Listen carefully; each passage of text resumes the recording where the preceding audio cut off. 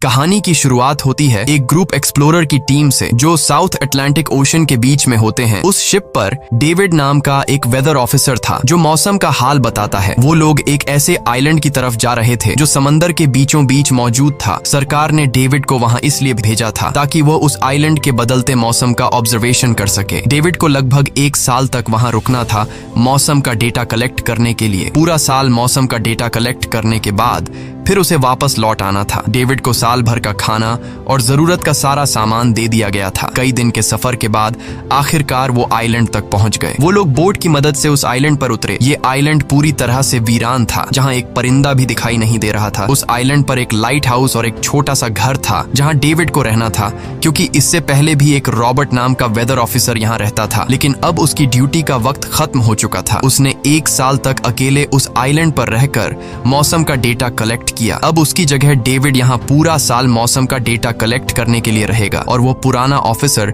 Robert ship के साथ वापस चला जाएगा। लेकिन जब पूरी टीम ने घर को विजिट किया तो वो हैरान रह गए, क्योंकि वहाँ किसी भी इंसान का नामो निशान नहीं था। कमरे के अंदर पुराने ऑफिसर का सारा सामान यहाँ वहाँ बिखरा पड़ा था। जिसके बाद कैप्टन और डेविड ने सोचा कि शायद लाइट हाउस में कोई हो सकता है। कैप्टन और डेविड बिना वक्त गंवाए लाइट हाउस की तरफ बढ़ते हैं और वो सब वहाँ एक अजीब नजारा देखते हैं। वो देखते हैं कि पूरा लाइट हाउस तेज और नुकीले लकड़ियों से घिरा हुआ था, जैसे किसी ने जानबूझकर उसे बंद कर दिया हो ताकि कोई भी अंदर न जा सके। जिसके बाद कैप्टन और डेविड ने लाइट हाउस का गेट कई बार नॉक किया, लेकिन अंदर से कोई रिस्पॉन्स नहीं मिला। आखिर में उन्होंने गेट को जोर से धक्का दिया और अंदर घुस गए। लाइट हाउस के अंदर उन्हें एक आदमी मिला जिसका नाम ग्रूनर था। जब उन्होंने ग्रूनर से पुराने वेदर ऑफिसर रॉबर्ट के बारे में पूछा तो उसने जवाब दिया कि वो तो मर गया है। वो समंदर की तरफ गया लेकिन दोबारा कभी लौटकर वापस नहीं आया। ग्रूनर की बातें सुनकर डेविड और कैप्टन दोनों चौंक गए। ये सब सुनने के बाद कैप्टन ने डेविड से कहा, अगर तुम अब भी चाहो तो हमारे साथ वापस चल सकते हो। लेकिन डेविड ने वापस जाने से इनकार कर दिया। डेविड ने सोचा अगर वो सरकार को उस आइलैंड का एक्यूरेट वेदर रिपोर्ट दे पाया तो उसे काफी मोटी रकम मिल सकती है। जिसके बाद कैप्टन ने उसे एक गन दी खुद की प्रोटेक्शन के लिए, और कैप्टन ने डेविड से कहा कि ये जगह मुझे सेफ नहीं दिखाई दे रही, अपना ख्याल रखना। इसके बाद उसे वहीं पर छोड़कर वो सब वापस चल दिए और अब ये दोबारा वापस 1 साल बाद आएंगे। कैप्टन के जाने के बाद डेविड ने घर को थोड़ा सेटल किया, रहने के काबिल बनाया। रात होने के बाद उसे ड्रॉर में एक डायरी मिली जो पुराने वेदर ऑफिसर रॉबर्ट की थी। उस डायरी में आइलैंड के बारे में बहुत कुछ लिखा था। डायरी में एक मिस्टीरियस क्रीचर के बारे में कुछ बातें लिखी गई थी, लेकिन सब कुछ साफ नहीं था। कुछ बातें अधूरी थी। डेविड हर लाइन को ध्यान से पढ़ता गया। उस डायरी में कुछ अजीब तरह के जानवरों के स्केचेस भी बने थे। डेविड को समझ नहीं आया उसने ऐसी पिक्चर्स क्यों बनाई थी। शायद वो अकेला था और टाइम पास के लिए ऐसा किया होगा। डायरी के एक पेज पर पुराने ऑफिसर के वाइफ की फोटो भी लगी थी। डेविड वह डायरी पढ़ते पढ़ते थक गया और धीरे धीरे उसकी आंख लग गई। अगली सुबह डेविड ने मौसम का डेटा कलेक्ट करना शुरू कर दिया, लेकिन समंदर के पास पहुंचते ही उसके कदम रुक गए। उसने देखा कि चट्टानों के बीच कुछ पत्थर अजीब तरीके से सजाए गए हैं और उनके बीच शेल्स रखे थे अजीब से पैटर्न में। डेविड ने सोचा शायद ये सब ग्रूनर ने किया है। वो ये सोचकर दोबारा अपने काम में लग गया। काम के दौरान जब उसने दूरबीन से लाइट हाउस की तरफ देखा तो उसे ग्रूनर के साथ एक और इंसान भी दिखाई दिया, लेकिन पलक झपकते ही वो गायब हो गया। डेविड ने दोबारा उसे देखने की कोशिश की, लेकिन फिर उसे लगा कि ये उसका वहम है। रात को डेविड अपने काम में बिजी था, तभी दरवाजे पर नॉक हुआ। उसे लगा कि शायद ये ग्रूनर है। डेविड ने उसका नाम पुकारा, लेकिन कोई जवाब नहीं मिला। हाथ में लैंप लेकर जैसे ही डेविड दरवाजे की तरफ बढ़ा तो उसके कानों में कुछ अजीब सी आवाजें गूंजने लगीं जो किसी इंसान की बिल्कुल भी नहीं थी। और फिर उसने देखा गेट के नीचे से किसी अजीबोगरीब क्रीचर का हाथ अंदर आने की कोशिश कर रहा है। वो इंसान का हाथ बिल्कुल भी नहीं था। ये देखकर डेविड के पांव तले जमीन ही खिसक गई। वो तुरंत बेसमेंट की तरफ भागा और वहां जाकर छुप गया। कुछ ही देर में वो मिस्टीरियस क्रीचर घर के अंदर घुस चुकी थी। वह छुप छुप कर डेविड को ढूंढ रही थी और डेविड बेसमेंट के एक छोटे से दरार से उसे देखने लगा। डेविड की हलचल से उस क्रीचर ने डेविड को देख लिया, जिसके बाद वो क्रीचर डेविड को मारने के लिए तेजी से उसकी तरफ भागा और दरार से उसे पकड़ने की कोशिश करने लगा। तो डेविड ने खुद को बचाने के लिए फौरन चाकू उठाकर उसकी आंख में दे मारा। वो क्रीचर चीख के भाग गई, लेकिन वो कभी भी वापस आ सकती थी। और डेविड के दिमाग में ये बात कंफर्म हो गई कि जो डायरी में क्रीचर के बारे में बात लिखी थी वह सच है। डर के मारे वो पूरी रात सो न सका। अगली सुबह जब डेविड घर से बाहर गया तो उसने रेत पर कुछ पैरों के निशान देखे जो किसी इंसान के बिल्कुल भी नहीं थे। वो निशान सीधे समंदर की तरफ जाकर खत्म हो गए थे। अब डेविड को सब समझ आ गया था कि क्यों ग्रूनर ने लाइट हाउस के चारों ओर नुकीली लकड़ियां लगाई हैं। अब डेविड जान गया कि अगर मैं इस घर में रहूंगा तो वो क्रीचर मुझे कभी भी मार सकते हैं। डर के मारे डेविड लाइट हाउस की तरफ दौड़ता है और ग्रूनर को चिल्लाकर कहता है, गेट गेट खोलो, मुझे अंदर आना है। लेकिन ग्रूनर उसे अंदर नहीं आने देता और कहता है तुझे शिप के साथ लौट जाना चाहिए था। डेविड निराश होकर वापस लौटता है क्योंकि क्रोनर उसे लाइट हाउस के करीब भी नहीं देखना चाहता था। वो उसके ऊपर पानी गिराकर उसे दूर जाने को कहता है। अब उसे खुद ही कुछ करना होगा। उसने घर की हर एक विंडो को लकड़ी से बंद कर दिया, चारों तरफ नुकीली लकड़ियों से घेरा बनाया और गेट के बाहर पुराने कागज और किताबें रखी। फिर उन पर तेल छिड़क दिया ताकि अगर वो क्रीचर वापस आए तो उसे आग से डराकर भगाया जा सके। लेकिन एक बात थी जो डेविड अब तक नहीं जानता था और ये बात उसे आज रात पता चलने वाली थी। खुशकिस्मती से उसे घर के अंदर एक पुराना बॉक्स मिला। उस बॉक्स में एक गन थी और बहुत सारी बुलेट्स। ये देखकर उसे जिंदा रहने की थोड़ी सी उम्मीद मिली। जैसे जैसे सूरज ढलने लगा, डेविड के दिल में डर बढ़ने लगा। कुछ ही देर में चारों तरफ रात का अंधेरा छा गया। डेविड गन हाथ में लिए घर के एक कोने में चुपचाप बैठा था। उसकी दिल की धड़कनें तेज थीं। तभी एक अजीब आवाज सुनाई दी और जब डेविड ने खिड़की से छुपकर समंदर की तरफ देखा तो जैसे उसके पैरों के नीचे से जमीन ही खिसक गई। उसने देखा कि सिर्फ एक नहीं बल्कि पानी में से कई सारी वही अजीबोगरीब क्रीचर्स उसकी तरफ बढ़ रही हैं। कुछ ही देर में वो सब इकट्ठा होकर कमरे का गेट तोड़ने की कोशिश करने लगे। डेविड ने तुरंत गोलियां चलानी शुरू की, जिनमें से कुछ क्रीचर्स गिरकर मर गए। डेविड को लगा कि गोली की आवाज सुनने के बाद वो डरकर भाग जाएंगे, लेकिन अपने साथियों को मरता हुआ देखकर वो और भी ज्यादा गुस्सा हो गए। तब डेविड प्लान बी अपनाते हुए गेट के बाहर रखे कागजों और पुरानी किताबों को आग लगा देता है। आग देखकर वो क्रीचर्स डर के मारे वापस समंदर में लौट गए, लेकिन अब वही आग डेविड के घर तक पहुंच चुकी थी। घर के दरवाजे ने आग पकड़ ली और धीरे धीरे फैलने लगी क्योंकि पूरा घर लकड़ी का बना हुआ था। डेविड ने तुरंत एक चादर में खुद को लपेटकर अपनी जान बचाई और बाहर निकलकर लाइट हाउस के पास एक बड़े पत्थर के पीछे छुप गया। क्रीचर्स को शूट करते वक्त डेविड के हाथ में काफी गहरी चोट भी आई। तभी अचानक तेज बारिश शुरू हो गई। आग धीरे धीरे बुझने लगी, लेकिन पूरी रात की बारिश के बाद भी सुबह तक डेविड अपना घर नहीं बचा पाया। पूरा घर जलकर लगभग राख हो चुका था। अब अगर डेविड को जिंदा रहना है तो उसे लाइट हाउस में पनाह लेनी होगी। उसने अपनी राइफल उठाई और लाइट हाउस के पास के पत्थरों के बीच छुप गया और इंतजार करने लगा कि कब ग्रूनर पानी भरने आएगा। जब ग्रूनर पानी भरने के लिए लाइट हाउस से बाहर निकला तो डेविड उसके पीछे पीछे चल दिया। लेकिन तभी अचानक एक अजीब सा क्रीचर जो ग्रूनर के पास ही था उसने डेविड पर हमला कर दिया। लेकिन किसी तरह करके डेविड ने उसे काबू कर लिया। वो क्रीचर ग्रूनर का रक्षक था। जब वह उसे शूट करने वाला था तो ग्रूनर ने तुरंत डेविड को रोका और कहा, रुक जाओ, ये मेरा पालतू है। डेविड ने गोली नहीं चलाई और मौके का फायदा उठाते हुए उसने ग्रूनर के साथ एक शर्त रखी, अगर इस क्रीचर को जिंदा रखना है तो मुझे लाइट हाउस में रहने दिया जाए, नहीं तो मैं इसे मार दूंगा। जिसके बाद ग्रूनर ने हाँ कर दी क्योंकि डेविड के पास ढेर सारा खाना और गन पाउडर था। शाम होने से पहले दोनों बचा हुआ खाना लेकर लाइट हाउस लौट आए और वो दोनों आराम से सो गए। अगली सुबह वो क्रीचर चुपचाप डेविड का हाथ चाट रहा था। जब डेविड नींद से जागा तो उसने देखा कि इस क्रीचर के चाटने की वजह से उसका हाथ पूरी तरह से ठीक हो चुका है। ये सब देखकर डेविड हैरान हुआ। डेविड अब क्रोनर से इस क्रीचर के बारे में और जानना चाहता था और फिर ये सब दुनिया के सामने लाना चाहता था क्योंकि ये किसी जादू से कम नहीं था। डेविड ने सोचा, अगर इस क्रीचर का राज दुनिया के सामने हम लाते हैं तो डेविड और क्रोनर दोनों बहुत सारा पैसा और नाम कमा लेंगे। लेकिन क्रोनर को ये सब नहीं चाहिए था। वो इस आइलैंड से कहीं नहीं जाना चाहता था। क्रोनर का अब इस दुनिया में कोई नहीं बचा था। उसके लिए ये आइलैंड परफेक्ट था जहां वो अपने आप को एक किंग समझता था और अपनी मर्जी का मालिक। इसी वजह से उसने आइलैंड के कई हिस्सों में लिख दिया था, क्रोनर यहाँ का बादशाह है। लेकिन डेविड को ये समझ नहीं आ रहा था कि ये अजीब सी क्रीचर क्रोनर की फालतू कैसे बनी। तो क्रोनर ने बताया कि एक बार क्रोनर ने उसकी जान बचाई थी। वो गलती से उसके फिशिंग नेट में फंस गई थी। तब ये क्रीचर छोटी थी और उस दिन के बाद से वो क्रोनर के साथ ही रह गई। उसकी हर बात माननी शुरू कर दी। लेकिन क्रोनर एक सख्त इंसान था। वो इस क्रीचर के साथ बहुत बुरा बर्ताव करता था। क्रोनर हर दिन इस क्रीचर के साथ फिजिकल रिलेशन रखता था। क्रोनर ने बताया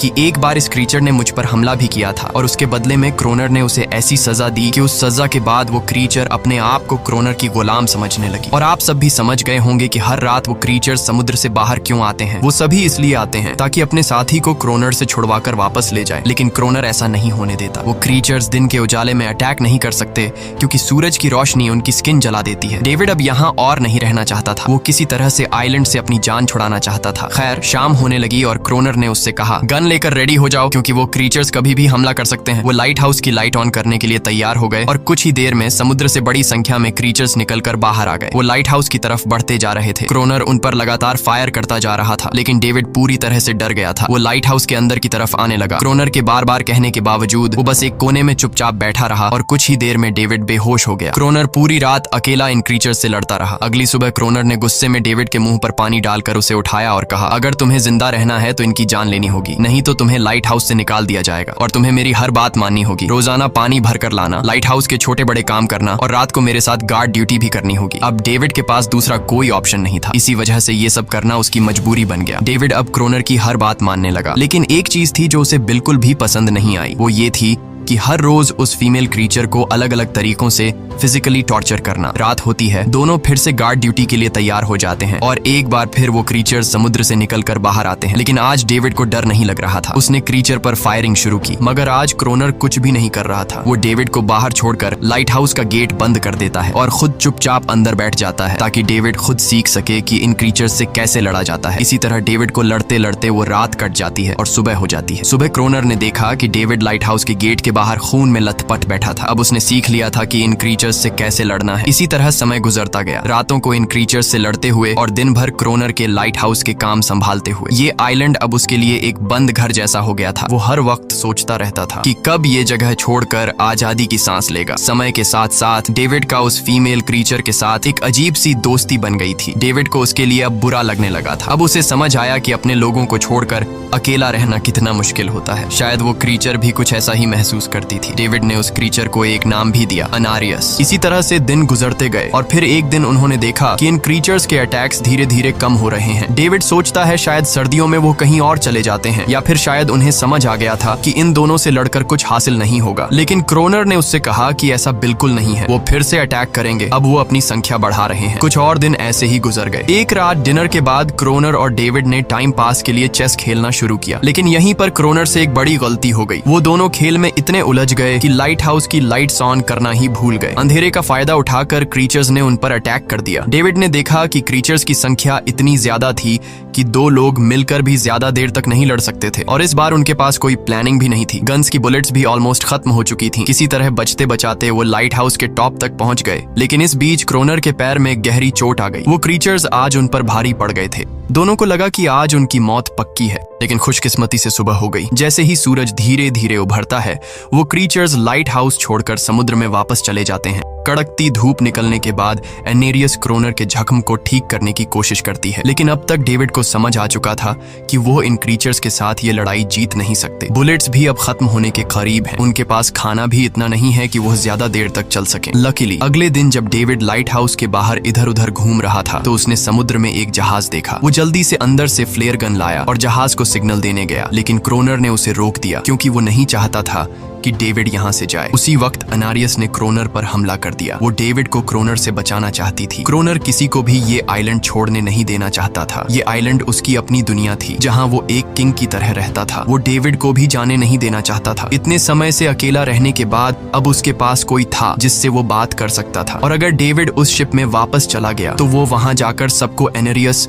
और उनके बारे में बता देगा। इसलिए अब डेविड यहाँ से नहीं जा सकता। धीरे धीरे वो शिप डेविड की आंखों के सामने समुद्र में गायब हो गई। अब उसके पास कुछ भी करने को नहीं था। कुछ और दिन ऐसे ही बीत गए। क्रोनर अब भी डेविड और अनारियस दोनों के साथ बुरा बर्ताव कर रहा था, लेकिन अनारियस को वो खास तौर पर मारता था, जो डेविड को बिल्कुल पसंद नहीं था। एक दिन डेविड ने अनारियस को एक छोटी टॉय बोट गिफ्ट में दी जो उसने किसी मछली की हड्डी से बनाई थी। लेकिन जब अनारियस ने उस बोट को देखा तो वो डेविड को आइलैंड के एक ऐसे कोने में ले गई जहाँ सचमुच एक असली बोट रखी थी। जब डेविड ने इस बोट के बारे में क्रोनर से पूछा तो उसने कहा हाँ, उसे पहले से पता था कि आइलैंड के इस हिस्से में एक बोट है। क्रोनर कहता है कि कुछ लोग इस आइलैंड तक बोट के जरिए अपनी जान बचाने आए थे, लेकिन सुबह होने से पहले उनमें से कोई भी जिंदा नहीं बचा। सबको इन क्रीचर्स ने मार दिया। वो सब शिप में गोला बारूद ले जा रहे थे, लेकिन समुद्र में आए तूफान की वजह से उनका शिप इसी आइलैंड के पास डूब गया। ये सब सुनते ही डेविड के दिमाग में एक आइडिया आया। उनके पास एक डाइविंग सूट जैसा कुछ था। डेविड ने कहा कि अगर हम दोनों में से कोई उस सूट को पहनकर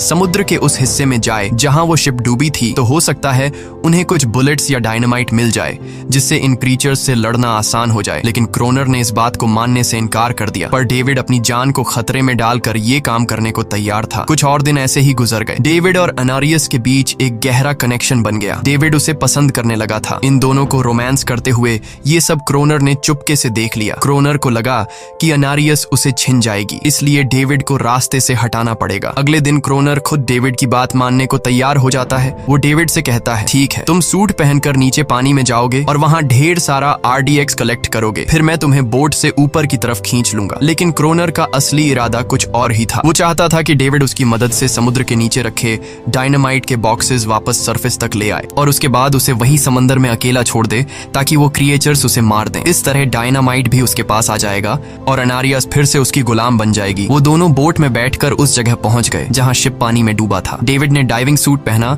और समंदर के नीचे उतर गया। नीचे जाने के बाद डेविड ने देखा कि शिप पूरी तरह तबाह हो चुकी है, लेकिन उसकी किस्मत अच्छी थी कि उसे कुछ डायनामाइट के बॉक्स मिल गए। लेकिन तभी अचानक कुछ क्रिएचर उसके सामने आ गए। क्रिएचर्स को देखते ही डेविड घबरा गया और नीचे गिर पड़ा। वो डाइविंग सूट इतना भारी था कि वह हिल भी नहीं पा रहा था और डेविड क्रोनर को ऊपर सिग्नल भी नहीं भेज पाया। क्रोनर को लगा कि शायद वह क्रिएचर्स डेविड को मार चुके हैं, लेकिन असल में वो तो सिर्फ दो छोटे बच्चे थे। डेविड ने जैसे तैसे करके अपना डाइविंग सूट वहीं छोड़ दिया और ऊपर सतह तक खुद को पहुंचाया। उन्हें वहां कुछ पुराने बॉक्स मिले जिनमें डायनामाइट था। इसके बाद यह दोनों काम पर लग गए। उन्होंने लाइट हाउस के आसपास 2 लेयर्स में डायनामाइट बिछा दिया ताकि जब अगला हमला हो तो वे मॉन्स्टर्स को एक ही बार में खत्म कर सकें। कुछ महीने बीत गए और बर्फबारी का मौसम आया, लेकिन एक बार फिर वो क्रिएचर्स गायब हो गए। अचानक से अटैक बंद हो चुके थे, जैसे क्रिएचर्स को खबर मिल गई हो कि उनके लिए जाल बिछाया गया है, इसीलिए अब वो अटैक नहीं कर रहे थे। क्रोनर को लगा कि शायद अनारियस ने उन क्रिएचर्स को खबरदार कर दिया है, जिसकी वजह से वो अनारियस पर जुल्म करने लगा, लेकिन डेविड ने उसे रोक लिया। आखिर में दोनों ने मिलकर एक नया प्लान बनाया, लाइट हाउस का मेन गेट खुला छोड़ने का, ताकि जैसे ही वो क्रिएचर्स पास आए डायनामाइट से उन सबको उड़ा दिया जाए। डेविड ने चालाकी से काम लेते हुए अनारियस को लाइट हाउस के टॉप पर चीखने को कहा। एनरिस की आवाज सुनते ही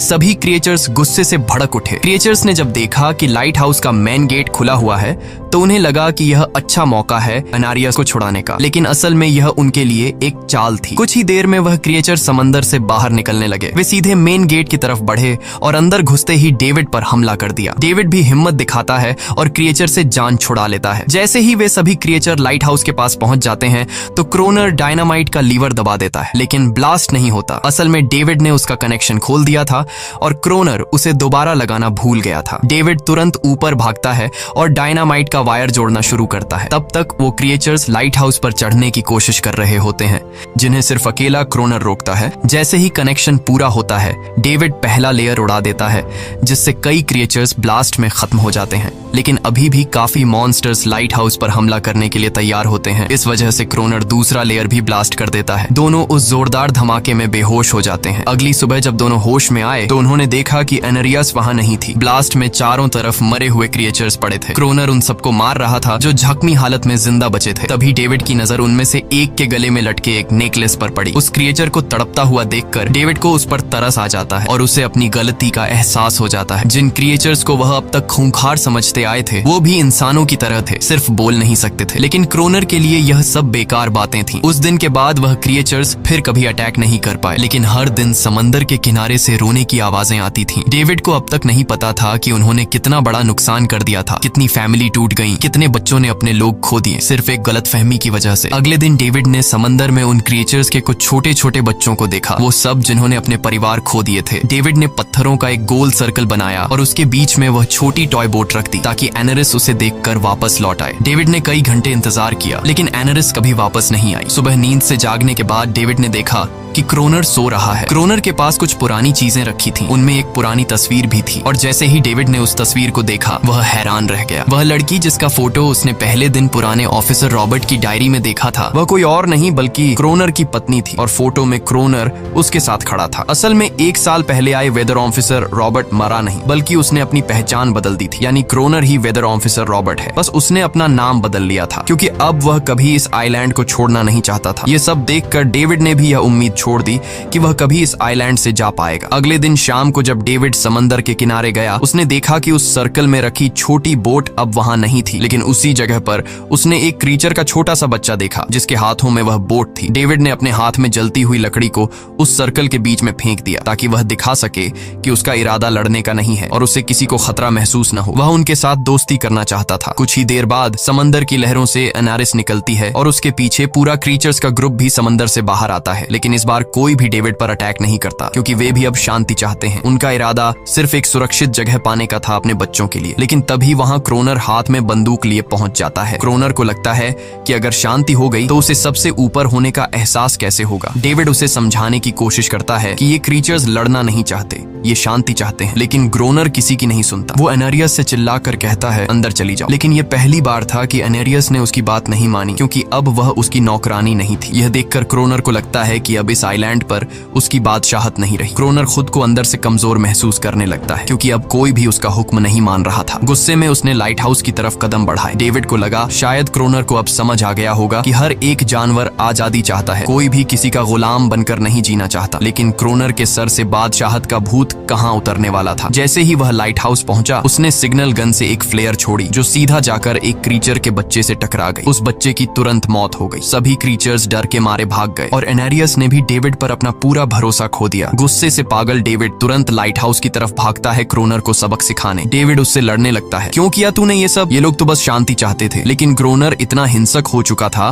कि उसने डेविड को मारने का फैसला कर लिया। वह हाथ में लोहे का रॉड लेकर जैसे ही डेविड पर वार करने जा रहा था, डेविड ने उसे उसके असली नाम से पुकारा और कहा, रुक जाओ रॉबर्ट, तुम खूनी नहीं हो। ये सुनकर क्रोनर एकदम रुक गया। असल में रॉबर्ट ऐसा इंसान कभी था ही नहीं। इस आइलैंड पर आने के बाद अकेले रहने की वजह से उसकी मेंटल हेल्थ बिगड़ चुकी थी। अकेलापन, अपनी पत्नी की मौत और गहरा डिप्रेशन, इन सब ने उसे ऐसा बना दिया था। वह असल में कोई किलर नहीं था, वह एक अच्छा इंसान था। क्रोनर को एहसास हुआ कि ये क्रीचर्स कभी लड़ना नहीं चाहते थे, वे बस शांति चाहते थे। क्रोनर ने उन्हें सिर्फ इसलिए मारा ताकि वह खुद को पावरफुल दिखा सके। और अब क्रोनर को अपनी गलती का एहसास हो चुका था, इसीलिए उसने खुद को उन क्रीचर्स के सामने सरेंडर कर दिया और कुछ ही पलों में उन्होंने उसे मार दिया। डेविड लाइट हाउस के अंदर खुद को लॉक कर लेता है। समय ऐसे ही बीतता चला जाता है और 1 साल बाद आइलैंड पर एक गवर्नमेंट अफसर आता है, साथ में एक नया वेदर ऑफिसर भी होता है। अब नए गवर्नमेंट अफसर ने इस आइलैंड पर वेदर मॉनिटर की ड्यूटी करनी थी। जब कैप्टन पिछले अफसर के बारे में डेविड से पूछता है, तो डेविड भी वही बात करता है कि वह पानी की तरफ गया था लेकिन कभी वापस नहीं आया। और वेदर ऑफिसर को भी लगता है कि डेविड ही क्रोनर है। डेविड ने भी उनकी इस गलतफहमी को ठीक नहीं किया। वह चुपचाप बालकनी पर गया